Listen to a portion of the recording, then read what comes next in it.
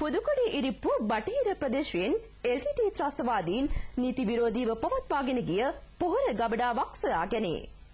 මුලතිව් ප්‍රදේශයේ අහිංසක සාමාන්‍ය ගොවි ජනතාවට මහින්ද චින්තනය යටතේ බෙදා හැරි එම පොහොර තොග LTT ත්‍රස්තවාදීන් පුපුරන ද්‍රව්‍ය නිෂ්පාදනයට යොදාගෙන ඇතැයි ආරක්ෂක අංශ පෙන්වා දෙයි. මේ පිළිබඳ වාර්තාවක් ගෙනෙන එහි සිටින අප නියෝජිත සුජිත් විතාන පතිරණ.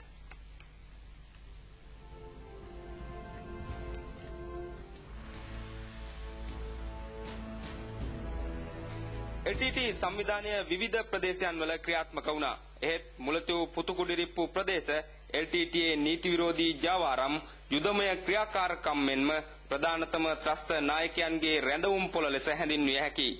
ඊට සාක්ෂි මේ ප්‍රදේශවලදී යුද හමුදාව අත්පත් කරගත් භූමියේ දක්නට ලැබෙනවා.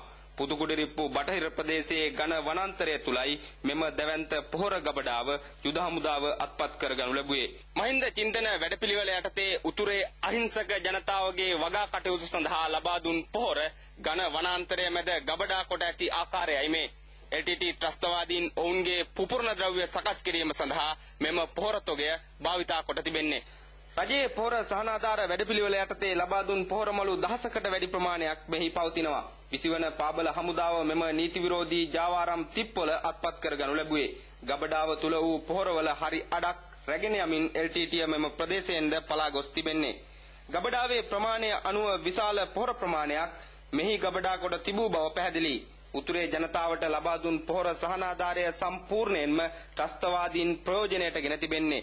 ඈතට නොපෙනෙන ලෙසින් ඝන වනාන්තරයේ ආරක්ෂිතව ආවරණය කොට සිවිල් ජනතාවට රජය ලබා දුන් සහනාධාර පහසුකම් බලහත්කාරයෙන් භුක්ති විඳීමේ ජාවාරම් පොළ LTT පවත්වාගෙන ගොස් තිබෙනවා. උතුරේ ජනතාව වෙනුවෙන් LTT ත්‍රස්තවාදීන් සිදු කළ කිසිදු සේවාවක් නොමැති බව වන්නී මානුෂීය මෙහෙයුම පුරාවටම අපට දැක් ගැනීමට හැකි වුණා.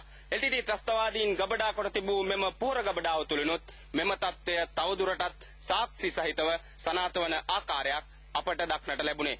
චමිල් ආනන්ද වසන්ත කුමාර සමගින් මම සුජිත් විතාන පතිරණ පුතුකුඩිරිප්පු බටහිර ප්‍රදේශයේ සිට